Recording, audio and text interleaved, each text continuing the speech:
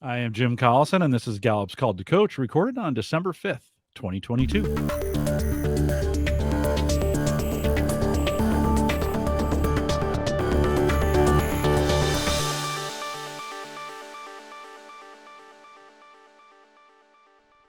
Called to Coach is a resource for those who want to help others discover and use their strengths. We have Gallup experts and independent strengths coaches share tactics, insights, and strategies to help coaches maximize the talent of individuals, teams, and organizations around the world. If you're listening live and you don't see the chat room, there's a link to it right above me there. It'll take you to YouTube where you can sign in there, and we'd love to have your questions in chat. If you have questions after the fact, you can always send us an email, coaching@gallup.com. Don't forget to subscribe to Called to Coach on your favorite podcast app right over there on YouTube as well, so you never miss an episode. Jacque Merritt is my guest today. Jacque is a subject matter expert and senior consultant here at Gallup. And Jacque, always great to be with you. Welcome back to Called to Coach. Hey, Jim, thanks. It's fun to be here. Great to have you in the coaching community. You're kind of famous, so but maybe not everybody knows who you are. So give us your top five, and then what do you do for Gallup? What do we pay you to do? Yep. So my top five are woo, maximizer, input, focus, and connectedness. And what do I get paid to do? So I'll tell you a little bit about myself. I'm in Omaha, Nebraska. I'm in my home office today. If I was on the riverfront, I'd be like with about 200 other Gallup associates. And I have actually been at Gallup for 34 years. So Jim and I were just having a good conversation around our associates in Asia. And I was thinking back, I worked in Singapore for a couple years. I worked out of our Irvine office for a couple years. I worked out of our Lincoln, Nebraska office for many, many years, and finally ended up back here in Omaha. And out of all those years, I've kind of been doing the same thing. Hopefully better as I've gotten more mature. But basically, my first coaching client was back in 1989. And that's when I first really kind of started having conversations with people around their strengths, around how to be more effective in their roles, and leadership. We used to run a leadership program at Gallup. It was a 6-day program. And so that's kind of where I started. And I've really just been in the same job. You know, at Gallup, most of you know that we hire people because of a certain fit, and it fit me like a glove. And so here I am, you know, almost 60 years old doing the same thing. I was going to say 29. I mean, just I was trying to figure out how that all worked together. I'm trying to cash in on my maturity. There you go. I like it. I like it. Of the 40 hours a week, how many do you think you spend coaching leaders now? How big of that is a part of your role? It's probably, let me say 75% of my role would be coaching leaders. And it's coaching them over time. So some of the leaders I have coached for 15 years. Some of the leaders I coach, 6 sessions over 3 months. So it really does vary, but probably every day I'm coaching about 4 different leaders in 4 different organizations. I also do team building sessions, usually for the clients that I coach. So it might be part of the coaching package where we come in and work with their executive team or their leadership team and help them to know their strengths. And it really does help me, I think, in my coaching if I know more people at the client than just the person that I'm coaching. Mm-hmm. Mm. No, that's great. You spend a lot of time talking to and coaching leaders. We're talking about how to coach leaders more effectively today. As we think about this, and this is the end of a 5-part series we've been doing as we've launched the CliftonStrengths for Leaders report. In each one of these, we've kind of started it off with this question, and it's been interesting to hear people's different take on it. But as we think about leadership and management, can you talk a little bit about how you see the difference maybe between leaders and managers in your role and what you do in coaching? Yeah, and maybe I'll start with leaders, because what I love about that is that there is no right answer. You can't really look it up in a book, and there's no definitive body that says this is what leadership is and this is what management is. So even when I'm coaching my clients, and they come into the opportunity saying I want to be a more effective leader, the first question I might have for them is, how do you define leadership? Because I really want to see from their lens how they think about it. But if I would take leadership, I think that the shortest way that I could define it is it's helping people to enable a more positive future. So helping people to enable a more positive future is words that I learned from one of my colleagues. And I think she read it somewhere. And I don't know, it was so short and sweet that it kind of stuck with me. And I, just to expand on that, I think it's really about helping people believe in themselves, helping them believe in each other, helping them to believe in the organization, and ultimately believe in the vision and use that to move people into action. So I think it's got kind of a broad lens on it. It's got a broader scope than management. And I want to go back to that Clifton Strengths for Leaders report, because I have watched some of the previous podcasts, and I know we talk about the fact that we didn't put a leadership framework in there. We didn't say, like, this is what you should be going for. But we do drop some clues in there of how we would define leadership and how leaders should think about leadership as they start to look at their reports. And so I pulled that page, and I've got it here in front of me. And because a lot of you listening might not have your own reports yet or may have not seen the sample yet, I just wanted to share with you the way that we kind of positioned it, because I think it's helpful as you help people navigate through the report. So, you've got it there. You're one step Modern technology, right? All right. This is my report. Just full disclosure. This is my report. Oh, beautiful. Okay. Too bad it's so small I can't see it, or I'd probably start coaching you, Jim. Oh, yeah. Well, maybe I'll just leave it small then.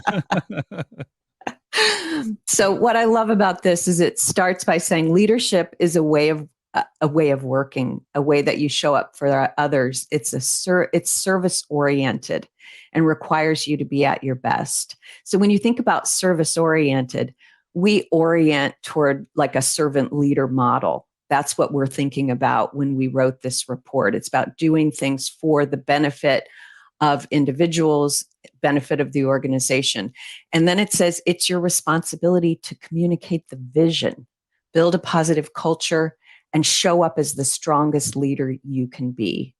So culture, that's dropped in there, I think on this page about 3 different times. So you get the feeling like that's the perspective, or that's the scope of leadership, is to think about organizational culture. And then it says, before you lead others, you must know how to lead yourself. So it's also about knowing self is part of leadership. Being able to show up for others is showing up for yourself first in the ways that you want to show up. And then if you zoom down to the bottom of the page, it says use them, right? And it's talking about using your strengths. And it says your leadership style comes through in everything you do. You are the main contributor to your culture. With your role comes great responsibility, which means you'll need to use your strengths to both focus on the details of your organization while also being able to see everything holistically. So there you're getting that clue that leadership is about being able to zoom in and zoom out, kind of being able to pop up and see kind of how things are interrelated, but also get down on the dance floor and be able to swing people around a bit. And then it says, regardless of your specific strengths, you can and should use them to accomplish every goal, guide every interaction, and build your organization's culture to succeed like never before. So you get this sense of responsibility, responsibility for what's happening at an organizational level. And that's really, I think, the differentiator with management is management's more focused on who am I with my team? How am I engaging my team, influencing my team, leading my team? So it has more of a little bit more of that relational component to it. And leadership is relational. You don't have leaders without followers. So it is a relationship, at least between two people. But I think that's where it kind of divides, maybe, is we used to use an old framework, and this one, it sticks with me in everything I do. And it looks like a bullseye. And it in the middle was leading self. The next layer out was leading your team. And then the next layer out was leading your organization. And we even had another layer, which was leading your community or leading the marketplace. And then for leaders who are about to retire, we would talk about leading your legacy, right? So if you think about those circles and you think about like what circles you're responsible for, the leader really has all those circles. And the manager primarily has the leading self and leading team circle. Does that kind of make sense in terms of what other people have said? Yeah, it's a great answer. Well, and everybody approaches it a little bit differently. We spoke with Jeremy about this, Robert Gapp, so we spent some time. Austin and Therese, who wrote the report, we all talked about this. And I just find it interesting. I think what you read off the report means that coaches need to, I think, understand their own leadership style first, right? Going into this, being able to define it for themselves, being able to work through it in a way that makes sense to them. I've said throughout this, you can't take someone a place you've never been before. And so I would encourage our coaches and those coaching strengths to get we created the series for you to kind of dig in and be able to understand your own first. How important do you think it is? The leader report has top 10 as well as the sales report and the manager report. We went top 10 first ever. I got asked to create those kinds of reports forever. Like, hey, when can we get top 10? Well, it's available now. And when you're coaching managers, I know you prefer to have 34, but is there a difference between only having or having 10 and only having 5 when you're coaching them? How does that work for you? If it's between 5 and 10, better to have 10 for you? Better to have 10 for sure. It completes the picture. Like even when you ask me what's your top 5? Like I felt like I was leaving half of myself off. Like half of me was off the table. Like I didn't get to say the other half. And I don't need to say it, but I'm just thinking like when you see, and I do this in team sessions, I actually will do a slide when I'm doing a team session and I will say meet, and there's like a little figure, an icon of a person, and then I'll put up their top 5. Mm-hmm. And the top 5 is actually the top 5 of the team, but they don't know that. And I'll say, what would you see if this person walked in the room? Who would you see? Like, what would you expect? What's predictable? What assumptions can you make? And they'll start describing this person if they walked in the room, right? Mm-hmm. And then the next slide, I'll add 6 through 10. And I'll say, how does it change? What's your perception? What's your prediction change? And they always have a lot more of the story to tell about that person if they have 6 through 10. And then I'll, do the big reveal, like, who do you think this is? And some of them might guess it, but they're always like, oh, that's us, But when they can describe those patterns around 10 themes, it just gives a lot more complexity, a lot more richness. There's a lot more to talk about. And I think it's very situational how our themes show up. Like we all know if we go through it multiple times, it's going to be roughly similar. Like things jump around a little bit within that top 10, maybe even drop down a little bit. So, I think to not get hung up on that list in a linear way, but to use more of that strengths wheel, which I think is a game changer on that last page of the report, really gives a lot more options for people to think about, like, how do I intentionally use my themes and put some of them ahead of others when I need them? Like, I don't always want to be, just because my woo's number 1, I don't want that to be my leading theme all the time. I want to dig down to my responsibility and individualization too. I want it to be my number 1 all the time. I'm just going to put that out in blue for me. Since you said it, the chat room is asking for it, so they'd love to hear your 6 through 10, and maybe how and you mentioned a little bit in that, but can we get your 6 through 10? Yeah. So I have ideation, I have strategic, I have positivity, I have responsibility, and individualization. Mm. So for me, it completes the picture because it kind of brings in a little bit more of that like creative thinking side. I think when people see the word focus, sometimes they think, like I'm just like on a one lane highway. And I think it just kind of opens it up a little bit more. At least for me, that's the way I think about it. Like I can either narrow or I can go broad. Mm, love that. I love that. I 6 through 10, I have a relator, developer and individualization, which so I make this big deal about woo and positivity and communication, being out front. And yet for me, 6 through 10, there's these developing relationship building, developing people strengths, which what I do for the community behind the scenes, right? So this is the forward facing bit, the behind the scenes stuff. A great way, I think, with 6 through 10 to be able to explain those. You just did that a minute ago. I'm doing that right now. And I just think that's the power of getting 10. 34, he opens it up even more. And so let me encourage folks, if you can, get them, those you coach or you yourself, the all 34 report that opens up even more, even more possibilities Yeah, in I that. even saw like when you just explained the next themes, I saw your mission. Mm, I saw like your purpose of doing this. You talked about it as kind of what you do behind the scenes, but I saw why you do it. yeah. And I think when I look at the leadership report, you get clues to that about a person. So if you get this for a leader that you're coaching, you're seeing kind of how they see themselves. You're seeing their identity. And you're Mhm. also seeing how others might perceive that identity, right? Like how they show up in maybe positive and negative ways, how that contributes, how that impacts others, how that can impact the organization.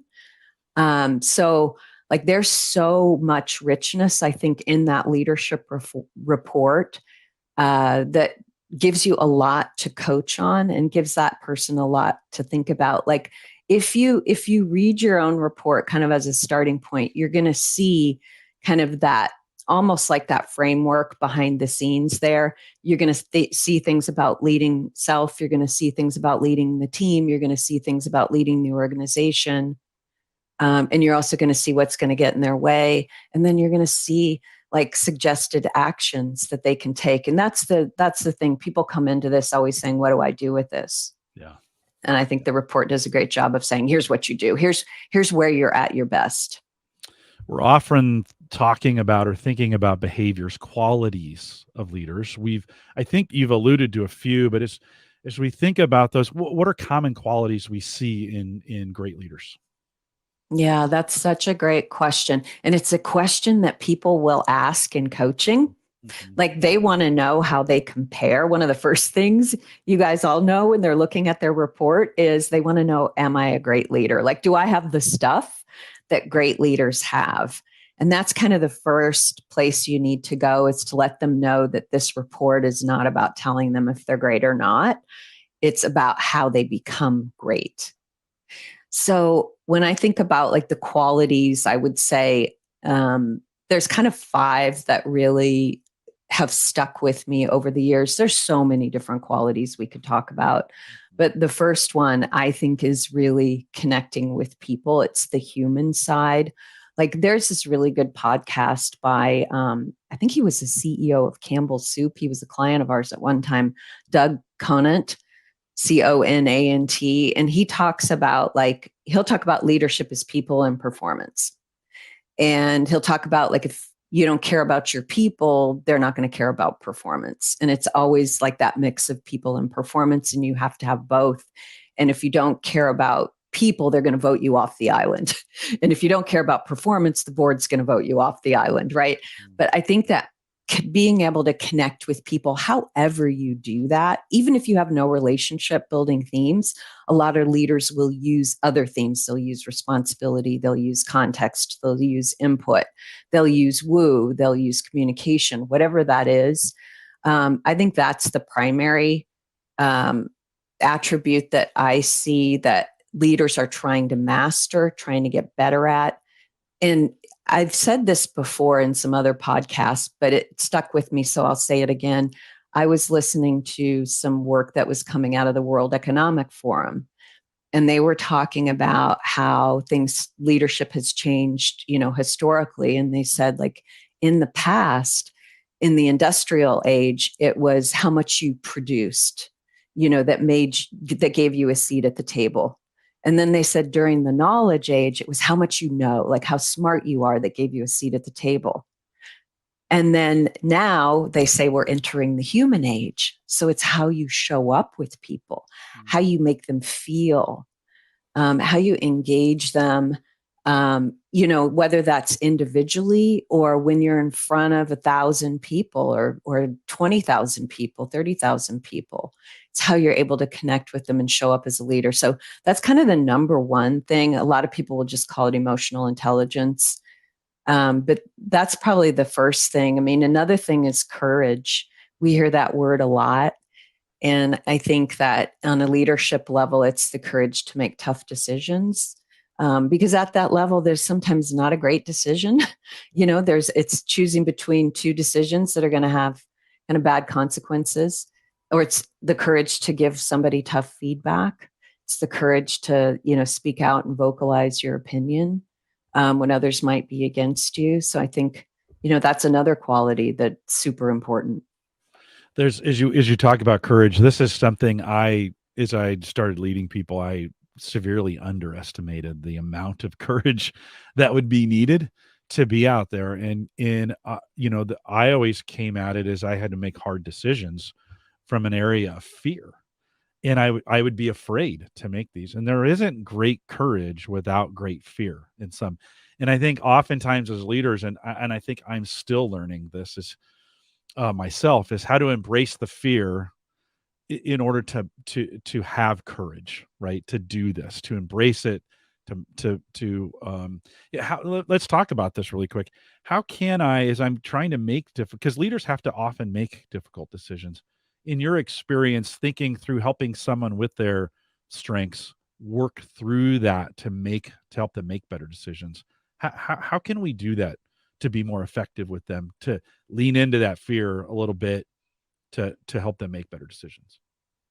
A couple of things come to mind when you say that. One of them is helping them know why that decision is important. Like, what are they going for with that decision? What's kind of the why behind it, the purpose behind it? Getting really crystal clear on that, either from a values standpoint or from a financial standpoint. I think they need to be crystal clear on kind of the principles or what they're aiming at with that decision, the potential outcome of that decision. Another thing I think is when people are in fear, they usually make poor decisions. So we know, like, our brains shrink when we're in fear. We kind of go in survival mode. We're either in fight, flight, freeze, or appease is the other one. We get all nicey nice, start laughing and, That's a good one. That is make good. nice, right? Yeah. But I think as a coach, what I try to do is create that space for the leader to think clearly. And so, this might be just an hour out of their day for them to kind of feel more centered, more calm. And then their frontal lobe can start to engage a little bit more. They can do more kind of objective, rational thinking. And so I want to help them be able to do that in their everyday life so that when they're making tough, hard, fearful decisions, they can do it from a place of intentions and centeredness and not just as a reaction to something that's happening to them. And so we really try to build like a pause into their decision making. So they kind of like step back. I always call this the slingshot move. It's like, just like lean back, pause, make sure you're aiming at the right thing and that you have a steady hand. Then let it fly, right? So just getting in that place where they can make those decisions. I never want to make those for them, but I want them to be able to, be aware of the consequences of the decision and the options too. Sometimes in our coaching, we're anxious for them, like we feel that fear for them and then want to offer advice. And yet, probably in a lot of cases, we just need to listen. Can you talk a little more about that listening skill and bringing it in, as we think in the leadership context of bringing it in the coaching conversation to maybe give that time to think through this? Can you talk about listening? Yeah. Yeah. I mean, most of you listening are probably sometimes having a hard time listening, right? So when you do a little research on listening, the reason it's hard is because our brains work faster than our mouths, right? So they say our brains think at about 900 words per minute, and we talk at about 150 words per minute. So our talking feels slow to our brains, right? So if you're listening to me, your brain has all these like little trails that it's going on, and it's following all these trails. So that's why it's really hard to listen, right? So it takes like a lot of energy, I'll say. That's maybe why they call it active listening. And it's a muscle that you can build. We can all be better listeners. And, in coaching, they talk about the 3 levels of listening. I have learned a 4th over the past couple of years, which I think is really important when you're talking to leaders. First level is just, straight out, like I'm waiting for my turn to talk, what I'm going to say next. And that's fun, right? When you have those back and forth conversations, that's not a bad thing. But in coaching, it's not about you getting in the game, right? It's about you giving them that extra time to get those 900 words in their brain out. So if you pause a little bit, it's almost like they can squeeze more out of their thinking. Level 2 is where you're like focusing on what they're saying, trying to understand the information they're sharing. Level 3 is you're listening for emotions. And that gets kind of interesting when you start to look at body language and you start to look at where they kind of light up or where they shrink back a little bit. And those are things that you can notice and point out for them. Like, you just sped up when you talked about that opportunity. Like, what was that? Maybe I'm perceiving it as excitement. Maybe it's fear. Sometimes they surprise me when like I'm reading it one way and they tell me it's a different way. And then level 4, it's called generative listening, or listening for the future to emerge.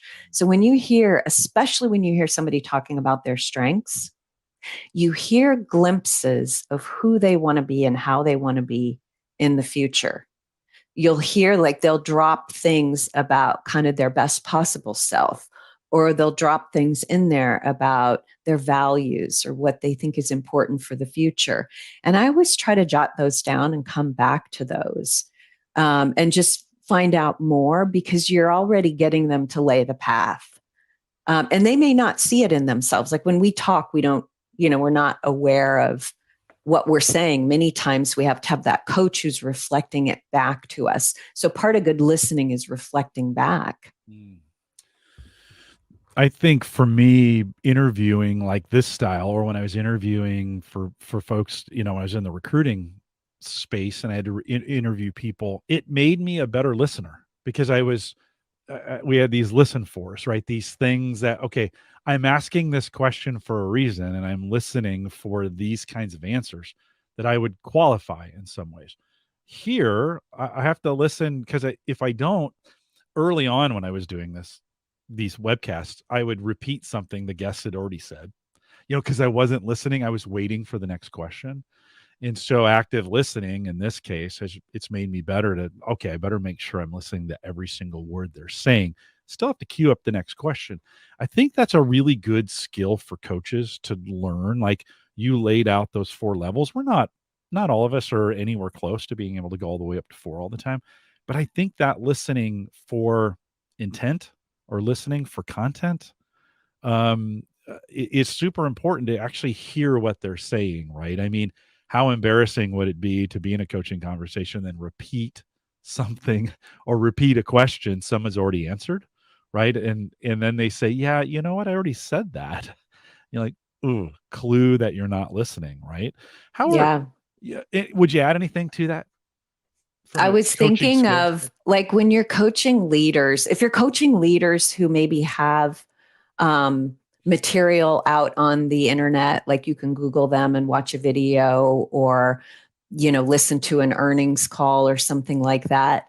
I always do that with the leaders that I'm coaching so that I can listen for how they're talking, at a broad scale about strategy. There's a leader I'm coaching. He's a new CEO, and I listened to his earnings call. So he used to be the CFO. Now that he's the CEO, right? And he has a new CFO. And in the earnings call, the CFO would say something. It was kind of like her turn to talk, and she would say her piece. And then he always jumped in to add more to it, almost as if he was still sitting in the CFO chair.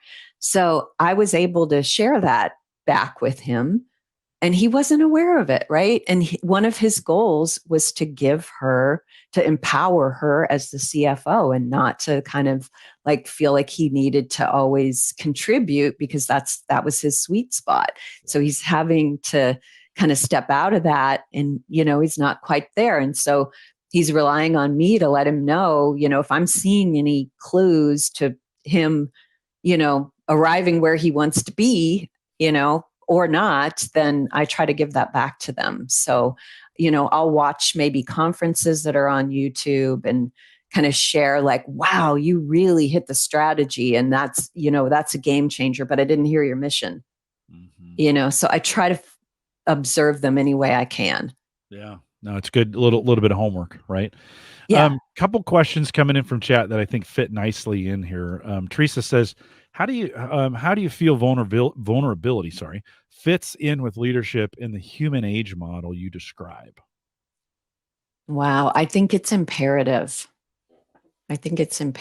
So I don't think it was like that in the past, but what I've seen over the years, and we've even tracked this a little bit in our Gallup polls on like our most favorite leaders, like when we like them the best is when they're the most vulnerable. We've seen that pattern with world leaders. When they show a little bit of vulnerability, we actually feel closer to them. So I think one of the things that I work on with leaders is kind of that mix of confidence and humility. Confidence in knowing what you know and being able to speak your truth, and share where you feel like you've done your homework and you feel pretty certain about it, and to stick to your guns, but then be really open-minded at the same time and say, I don't know everything, and to ask questions like, what am I missing? What have I not thought about? And strengths is such a beautiful way to allow people to share vulnerability in kind of a safe space. And those of you who do team sessions, that's really the best venue, I think, for letting leaders make themselves vulnerable. And in that safe place, I run every team session like it's a coaching circle, so it's confidential, it's safe. And we create opportunities for them to share stories. I might ask them something like, share a 2-minute story about the strength that you feel has most shaped your leadership or your life. And so they'll open up, and oftentimes it's a vulnerable story. And then I have the others in listening mode, and I say, I teach them kind of how to listen I usually do just the 3 levels, but then I have them listen for other strengths they hear in that leader's story and feedback those strengths. So everybody gets a turn, and then, they can say, gosh, I also saw your relator there, or I saw your input, or they might reflect back a value that they saw that leader shared. So I think that's a great venue for creating safe vulnerability. In those group sessions, let me just come back to what you said about that. Do you actually talk about a confidentiality statement? I mean, what do you say to the group to get that? Yep. I set that as kind of the team charter or the rules of engagement from the very beginning. That's one of my first slides. I actually talk about the study that Google did back in, I think it was 2012. They called it Project Aristotle. And I don't know if any of you are familiar with this. You're probably more familiar than I am with it, so you might correct me, but I believe they spent millions of dollars to try to figure out like what makes the best team, right? Like what kind of people, when you put them together, create the strongest team. Is it people who have diverse strengths? Is it diverse experience? Is it, what's the magic sauce to putting a great team together, and they observed people. They like took all their data. They knew who people had lunch with. They looked at people's backgrounds, where they went to school, all of that. They kind of put it through all their data mining. And what they found was it didn't matter who was on the team. It mattered how they created the conditions for people to feel psychological safety on the team. Okay.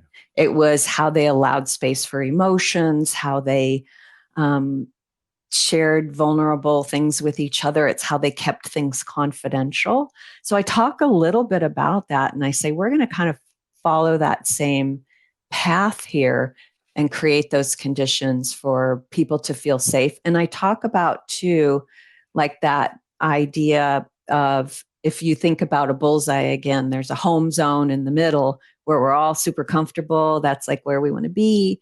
And then there's the learning zone, which is kind of the next layer out. And that's where we learn. It's a little bit uncomfortable. It's a little bit vulnerable. We disrupt ourselves a little bit there. We're stretching to maybe share some things that feel like we're on a little bit of shaky ground.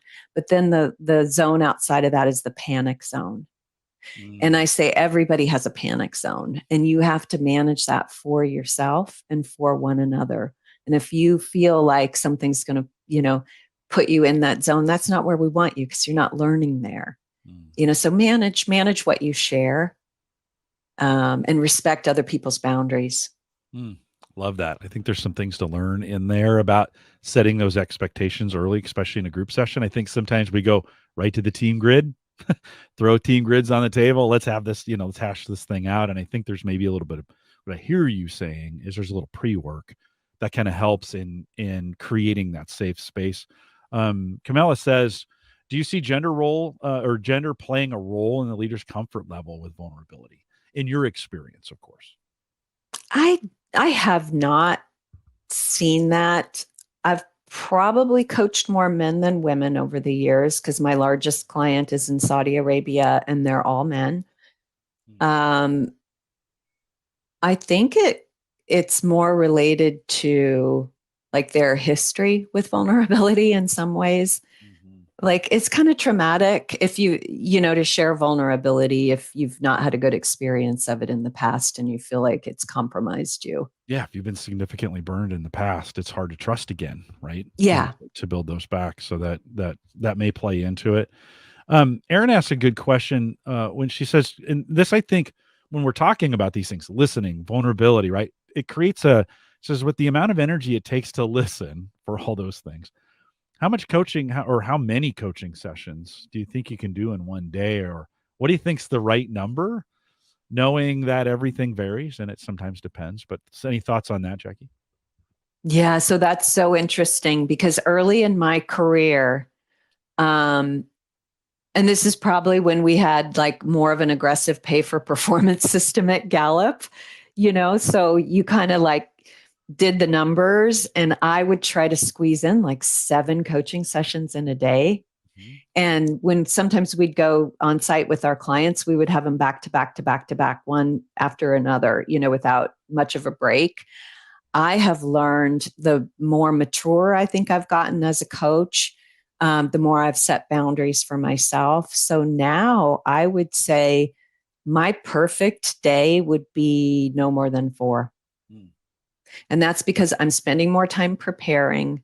I'm spending more time like making sure I'm centered going into that, and that I've done my homework for them, and that I have my intentions set for what I want to do in that call. And then it gives me wiggle room afterwards to do some follow up. Sometimes, they're asking me for maybe articles, TED Talks, any resources, frameworks, things like that. So I want to make sure that I have time in between to send them those things, or to read anything that they've sent me. Like I have a CEO that I'm coaching this afternoon.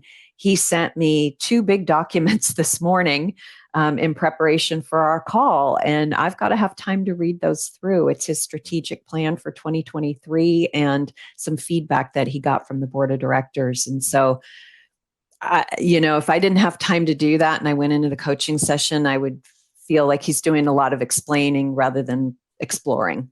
Well, and he's given you feedback. This is what I'm trying to achieve, right, in these coaching sessions, and so it gets kind of centers you. Now I kind of feel bad that I'm taking an hour and some change out of your day here, but we appreciate the insight that you're giving us with that. With that in mind, thinking about the number, is it harder to coach leaders than it is managers? To kind of come back full circle to where we started with this, is it harder? Could you do more? Could you coach more managers in a day than leaders? Talk a little bit about that. Yeah, I think I probably could, right? Leaders expect more. Like they expect consulting as well as coaching. And I give them that. So, I mean, you have a choice as a coach, I think, to stay in that coaching zone. And we all know the reasons why we should do that, right? We all have I think it's based on the idea that we all have like an inner wise self, and we all have that inner wisdom, and coaching allows us to reveal that inner wisdom. And also, when we get leaders to talk about themselves and what they think and kind of work through problems on their own, it's almost like they're teaching us. And so it's more memorable. Their brain is engaging in a different way when they're having to do the problem solving rather than us doing the problem solving for them. So there's a lot of good reasons to stay in that coaching zone. But a lot of the leaders that I work with, they'll start out by saying, I don't know what I don't know, and I need you to help me. I may, be struggling with strategy, or I may be struggling with executive presence or influence or something like that. And they want me to teach them a few steps or a framework or a way to think about it, so that they can get started quickly. So if I were just to ask them questions, I think they wouldn't feel that they're getting the value that they know I can deliver, because they know I've coached a lot of leaders and they want to know what are those leaders doing. Like, one question I get a lot is like, where do people spend their time when they're leaders? Like, what does their day look like? Are they walking around? Are they in their office with their door shut doing strategy? What does it look like when they do strategy, right? Mm-hmm. Mm-hmm. So they want me to teach them a bit. Yeah. Yeah. Well, that's the value for them. I think that's the importance of asking, what are we trying to achieve here, right? Early in the conversation. What are you wanting from me on this? We have some really good listeners, by the way, in the chat room. 2 have said, hey, Jim, Jackie gave 2 characteristics. I got you off the path on this. This is my fault, by the way.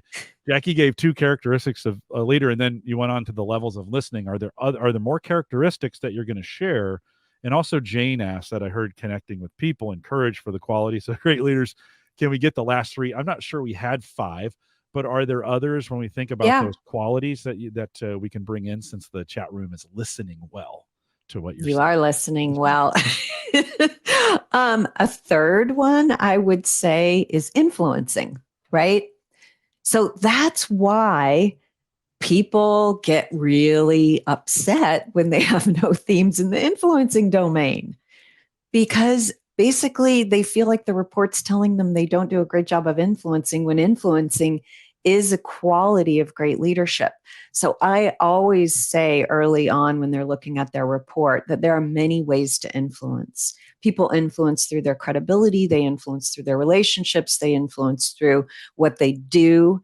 And so it's really helping them to figure out what's your way of influencing. I always say something like the influencing themes are more extroverted themes. And so if you are not showing up that way, that's why those themes maybe didn't come to the top, but you have other themes that can get you to that endpoint. So I think influencing, which is like moving people in a particular direction. Big picture thinking, I think, is a fourth quality. We talked a little bit about being able to zoom out and zoom in. And I think I use the metaphor of Google Earth a lot. Like you have your street view, you have your like town view, you have your state view, you have your country view, you have like the world view, right? As a leader, you've got to figure out what's your sweet spot there, like what's your normal, and then how can you expand your range up and down? And being able to zoom up and see things more holistically, I think, is a quality of great leadership in those moments when you need to zoom out. And, we used to talk about it as kind of the 10,000 or the 30,000 foot view. Like 10,000 is where a helicopter would fly. You're still able to, see the landscape on the ground. And then a 30,000 foot view would be like standing on Everest and you're actually looking at clouds. And that's more like that creative kind of blue sky thinking. So you want to help leaders be able to navigate that because they're going to have to the higher up they get. And then I think a fifth one, we talked a little bit about decision making. So courage maybe is a quality, but making quality decisions, I think, is what leadership is oftentimes about. And to make those quality decisions, you have to make them from a place of responding versus reacting, a place of usually some evidence-based thinking or some rational, objective thinking, and also understand how much you can trust your gut. So it's like art and science, being able to make good decisions. It's knowing who else to tap into in your organization or outside of your organization when an important decision needs to be made, who's on your speed dial. It's understanding the consequences of those decisions. It's working through options.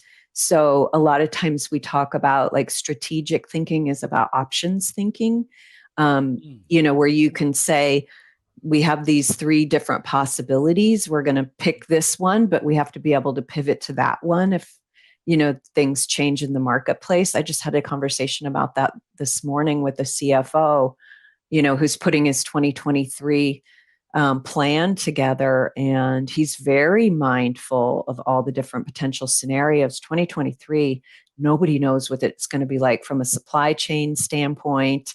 He's saying he's in the auto industry. Like if we don't get chips, then we're going to have to lay people off. So what button do we push when that happens? Like, who do we lay off? How many do we lay off? Like, you've got to really have those decisions thought out in advance. So when situations happen, you can pivot quickly. Thanks for that reminder coming back. Those three were worth the time to get in there. And I think as we think about coaching leaders to be more effective, I think those are important things to keep in mind as we're thinking through the coaching cycle and helping them get there.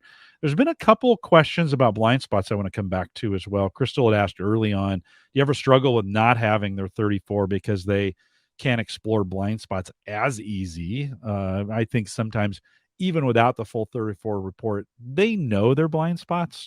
John says, what have you found most helpful when exploring blind spots with leaders, especially with those that have high self-assurance?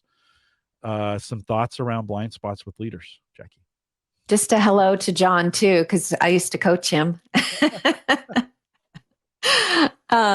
Okay. So yeah, blind spots is a place people want to go to, and they want to, like, that's where they want to start a lot of times, because that's where they see themselves kind of getting tripped up. People come into coaching because they want to be more effective. They want to get better. Right. And so blind spots is a really important conversation for them. You know how we talk about, like, when we label the blind spots in the report, we only label them for the top 10. Right? We're not actually labeling blind spots for all 34. Right. So I find in my conversations, people really reserve the blind spot discussion to the top 10. And it's about that self-regulation, where they have maybe that self-awareness, but they want to be able to be more masterful about how they turn those volume buttons on the blind spots.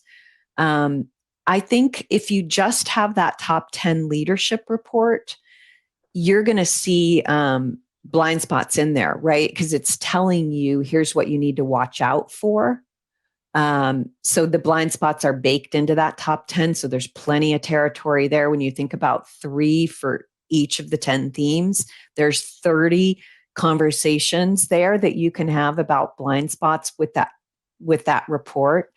And then coaching people, I think John's question about coaching people who have high self-assurance. I have always said, and I apologize to all of you who have high self-assurance, I have always said that it's hardest for me to coach people who have high self-assurance because they really have so many of the answers inside of themselves.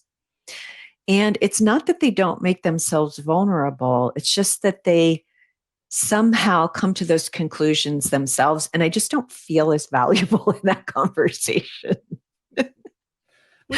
Which is another, I mean, that's maybe even a blind spot for you in coaching, Yeah. right? Is to realize, okay, here's an answer that I have here with this. And going into it, they are looking for, even though they have the answer, they're looking for validation, or they're looking for alternatives, or they're looking for, it doesn't mean they're not looking, you can't provide value, right? Yeah. Yeah. I fight with my input because it's always made me like want to be the smart one or like have stuff like research or things to say. And sometimes people with self assurance, they don't resonate with that. And I have to, know that that's my issue, that I need to just back off on that. Do you think along these lines, do you think if we think about the coaching community at large, do you think there are certain, I don't want to say, I don't want you to rattle off some themes because that's going to rattle people's lives. But do you think some of us are better at coaching leaders and there's some of us who may be better at coaching everybody else in that sense, because of the way we're built, the strengths we've been given? I don't know. Because I think there's some people maybe questioning that in their mind right now, thinking, "Oh, maybe I'm just not a good coach of leaders." Any thoughts on that? I think it's what people actually, where they feel they can add the most value. I don't think there's any limiting factors that say like you wouldn't be good at coaching leaders, or you wouldn't be good at coaching men, or you wouldn't be good at coaching managers. Like, I don't think that's the case, but I think we all have preferences and we all have places where we feel like we're better suited. And you learn that through experience. And even at the leadership level, like there's people I'm really good with and people I'm not really good with. And that's why we do chemistry calls. So usually at the leadership level, we will give them maybe 2 or 3 people to pick from. Sometimes they're looking through the bio first, but then we give them about 30 minutes to have a conversation with the coach, so that they can pick the person who they resonate with the most. And it is chemistry. Sometimes it's age. Like as we age, maybe we gravitate toward different people. Sometimes it's genders. Sometimes it's ethnicity or background or religion, or I don't know why people pick certain coaches over others. Or, I can probably see a little bit of my pattern who I resonate with the most, but I think that's for all of us to discover for ourselves. And then we have every right to not coach somebody if we feel like they're not a good match for us. I think a lot of us never think about that. It's like, pick me, but I've learned over time, like people, they feel more ownership in the coaching process if they get to pick their coach. Yeah. And if we feel like we get to pick them too. As a leader, I have been coached by many working, through this, and some formal. You've coached me formally at times. We've spent some time together. I think of Dean Jones, who I spend a ton of time with. He's an informal coach. He's coaching. He doesn't know it, but he's coaching me in a lot of ways. And as the recipient of that, I have often tried to think through what's the value of that coach brings from a talent perspective. It's maybe spinning it a little bit to think, okay, what's that coach's specialty, and how can I take advantage of that specialty in a way for things I need to change on? So that might be reversing the roles a little bit, where I'm thinking through, okay, what kind of coach do I need now? Do I need one who's going to really push me, or do I need one who's going to listen? And maybe that's the same person, but I don't know. Any thoughts, Jacque? Any thoughts on that? Thinking through what I'm looking for? Yeah, no, I think that's exactly right. Just like we have different friends who kind of satisfy different needs in us, we'd like to do different activities with different friends. I think as a coach, you want to find your sweet spot and you want to expand your range, right? Because you want to be your best possible self. So you don't want to just like narrow too much. You want to be able to be this broad, but maybe you aren't this, and maybe you need this, right? And it changes at different times of your life. So I think that's exactly right. I have coached people before where they had more than one coach and they kind of used me for kind of one type of coaching and the other coach for another type of coaching. And they've had us in the same room sometimes, and it was interesting to see the difference. And this is maybe 10 years ago, I'm thinking of an example, but the other coach was more organizationally focused and I was more individually focused at the time. And that worked. Yeah. I think it's good to know. It's good to know you, what the value, what are you looking for out of this person, what's been their experience. And those all comes up in these conversations that you're having, right? But you think in sports, we do this naturally. Like you might have, in American baseball, you might have a pitching coach, you might have a batting coach, you might have your own individual player coach or position coach if you're playing a specific position. I think sometimes in leadership, there could be certain demands that require us having those specialties. Listen, I would never be a good budgeting coach. Right. That's just not my sweet spot. But you know what we're all good at here is we're all good strengths coaches. Yeah. Right. Like that is a differentiator, I think, for us at Gallup, and it's for all of our listeners here. Like that's an area where you can really, hang out your shingle and claim that, because that does separate you from a philosophical standpoint, maybe from other coaching approaches, and just from an expertise standpoint. So I think we can all dial into that. Yeah. No, I think it's a great reminder.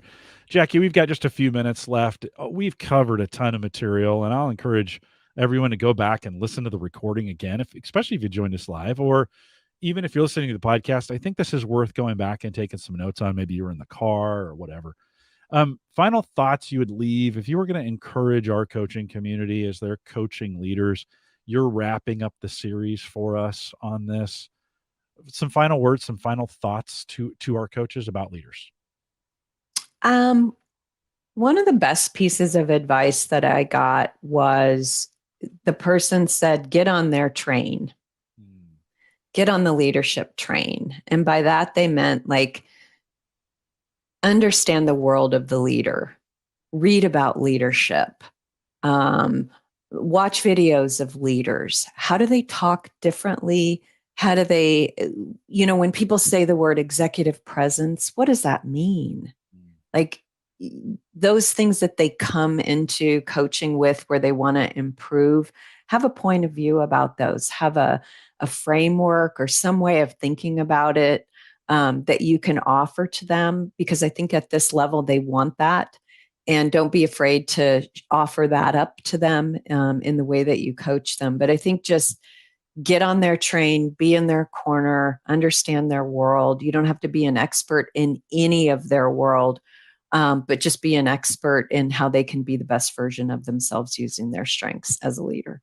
I think that is great advice. And I love that we've got this leaders report and a manager report to work together. Jacqueline and I are spending all of season 2 on the CliftonStrengths podcast doing what we're calling report dynamics, which is taking the manager report and the leadership report, putting them together and saying, how could these fit together? Because most managers have leadership roles and most leaders have managers roles, right? That they don't, there's not like a clean break in between them. And so both reports can be very helpful, thinking about, okay, what's the task I need to achieve? And then do I need to invoke some manager talent? Do I need to invoke some leadership talent? Maybe a little bit of both, but it's the conversation, right? It's conversation that matters in this. And so some great opportunities, I think, for coaches to help our leaders be more effective in what they're doing.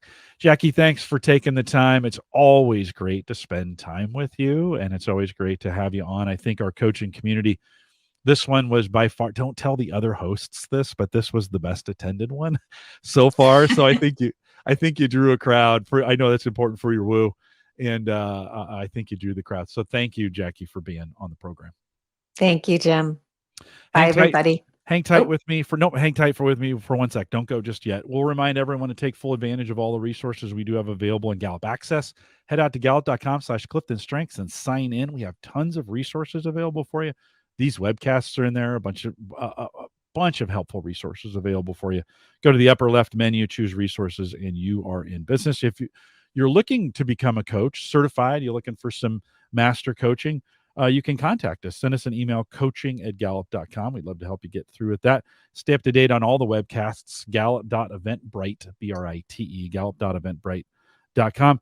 Don't forget, I know it's the end of the year for us as we're recording this. This is one of the last, I'm going to do one more Clifton Strengths, but one of the last webcasts we're doing in 2022. But before you know it, the 2023 Gallup at Work Summit will be here. And Jacque, we're in person this year. How great is that going to be, right?